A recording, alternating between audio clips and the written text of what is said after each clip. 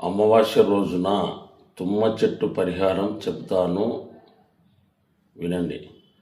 దీని గురించి ఏమిటంటే, మన ఇంట్లో ఎంతమంది సభ్యులు ఉన్నారో అంతమంది మన చేతి పిడికిలతో 5 మంది ఉంటే 5 పిడికల బియ్యం తీసుకొని అవన్నీ ఒక చెరువులో వేసి ఉండి ఒక ఆకు ఏదైనా సరే తాలింపు కోయటకు కానీ సిరాకు కానీ తాలింపు కానీ తీసుకొని పోయి అక్కడ అడవిలో ఉండే తుమ్మ చెట్టు దగ్గరగా పెట్టి దానికి ఒక వాటర్ గ్లాసు నిండా నీళ్లు పోసి 2 ఊతగడ్డలు ఇచ్చి తీసుకొని ఆ చెట్టు చుట్టూ 5 సార్లు తిప్పి స్వామివారికి మనం వండిన అన్నాన్ని అక్కడ పెట్టి మాకున్న కర్మలు పీడలు గ్రహపీడలు బాధలు మాకున్న సర్వ దోషాలు పోగొట్టు స్వామి కాలభైరవ పాహిమాం రక్షమాం అని చెప్పేసి అక్కడ స్వామివారికి చూపించి గ్లాసులో వాటర్ పెట్టేసి మాకున్న సకల దోషాలు పోగొట్టు తండ్రి కాలభైరవ అని చెప్పి తిరిగి చూడకుండా వచ్చేయాలి. ఇదే తుమ్మ చెట్టు పరిహారం.